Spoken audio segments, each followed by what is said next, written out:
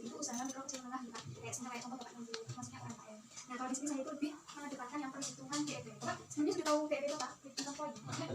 Ya jadi BEP itu bisa dikatakan itu sebagai titik emasnya Pak. Jadi BEP itu perhitungan yang kita lakukan. Jadi bapak ini belum mengalami labanya berapa dan juga tidak mengalami kerugian, jadi masih tengah-tengah dan kita mencari labanya berapa gitu Pak. Nah jadi untuk di sini ada bagian ini bapak bisa lihat Pak ya. Di sini ada bagian BEP di mana BEP adalah kondisi saat sebuah perusahaan atau usaha belum menghasilkan laba atau sudah tidak yang saya sudah jelaskan tadi. Kemudian sebenarnya BEP merupakan titik kita suatu usaha. Nah di sini juga ada fungsi analisis BEP di antaranya untuk menghitung bagaimana produk atau jasa yang perlu dijual di harga tertentu agar bisa menghadapi seluruh modalnya. Jadi analisis BEP itu kayak rancangan gitu Pak, kita buat produknya berapa bungkus, berapa pakan gitu, dan kita tahu apa modalnya kembali lagi ke kita berapa dan labanya berapa gitu.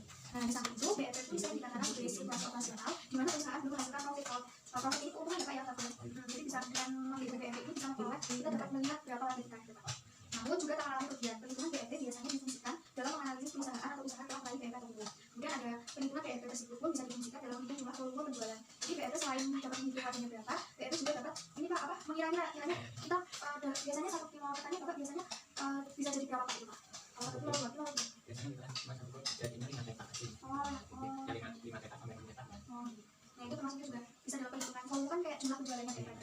Kemudian ada kaitannya dengan kemampuan raih laba sesuai dengan jumlah penjualannya. Kemudian perhitungan titik emas ini sangat kecil atau diisi pertama sukses ya maksudnya perhitungan ini juga sangat penting ya Pak ya, yang tadi bukan cuma penting ini juga penting. Kemudian ada setiap pemilik usaha atau kecuali usaha kecil tentu harus dapat menghitung berapa BEP dari bisnis yang dijalankan. Jadi tidak cuma usaha yang besar kayak usaha besar kan kayak misal udah punya toko sendiri gitu. BEP juga sangat penting untuk usaha UMKM yang masih belum mampu.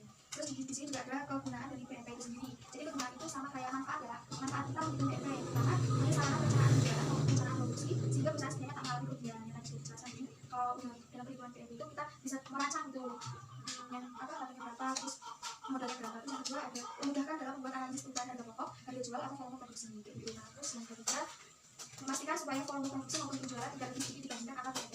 Jadi untuk jumlah produksinya itu harus lebih banyak dari modalnya biar nanti modalnya bisa kembali dulu ya Pak ya. Terus sisa dari uang tersebut bisa digunakan sebagai laba atau keuntungan. Terus yang keempat membuat harga penjualan yang harus digunakan sehingga akan memperoleh keuntungan tadi ya Pak ya. Yang kelima itu total minimum penjualan harus dicapai perusahaan CTOG. Terus yang ketujuh memudahkan mencari pemodal. Kalau ini investor dari luar negeri kalau udah besar ya Pak ya, kalau orang yang besar itu bisa berkoordinasi dengan apa kalau di sini ya rumah apa sih Pak ya. Buat di sini berapa kali cuma bilang sekali yang masih berapa kali itu ya kan cuma sekali itu kalau yang di sini ya Pak ya soalnya iya kalau karena terus akhirnya ada cara menghitung BEP Pak. Sebenarnya udah sih Pak, tapi saya ini contohnya memang yang saya contoh sama yang kayak yang dari KPK itu belum nemu. Kalau kemarin kan saya sosialisasi yang dari sana, kalau ada contoh pencatatan yang dari sana kayak satunya kan ini. Terus kalau ini apa yang KPK itu belum. Jadi ini untuk cara menghitung aja Pak ya. Di sini itu ada dalam bentuk perhitungan BEP beberapa komponen yang harus dimasukkan. Yang itu fixed cost, di mana fixed cost ini yaitu biaya tetapnya Pak. Biaya tetap itu bisa dikatakan modal awalnya berapa gitu. Terus yang kedua ada variable cost-nya. Jadi variable cost ini adalah komponen biaya dinamis yaitu jumlah biaya per unit di mana tinggi melalui skala produksi. Bila mana produksi naik pastinya variable cost sudah naik. Misalnya itu kalau ini pakainya kompor atau gas atau apa itu? Tunggu. Oh, ya. Terus untuk yang listrik dibutuhkan nggak kayak misal blender atau apa? Oh, blender ininya ya apa tulangannya ya? Tulangannya berarti masih alami.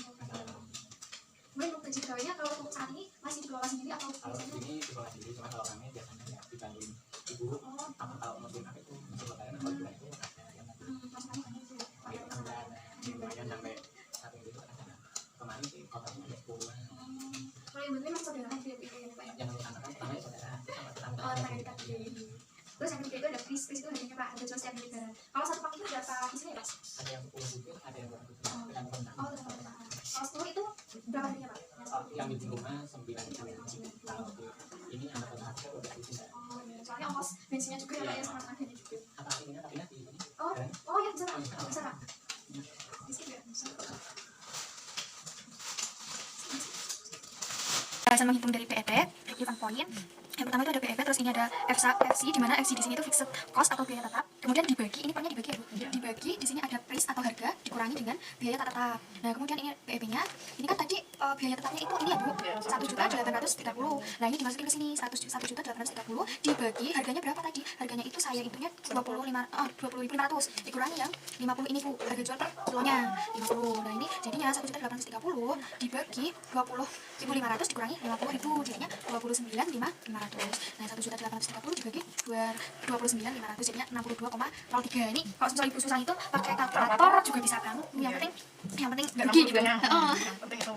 Dengan demikian ibu Pia. Iya. Oh, dengan demikian ibu Pia perlu menjual 62,03 kg keripik pisang supaya balik modal. Nah, modal awalnya kan segini, berarti ibu harus menjualnya 62 kg biar bisa balik modal. Dan hasilnya digolongkan dan sisanya itu digolongkan sebagai keuntungan atau laba.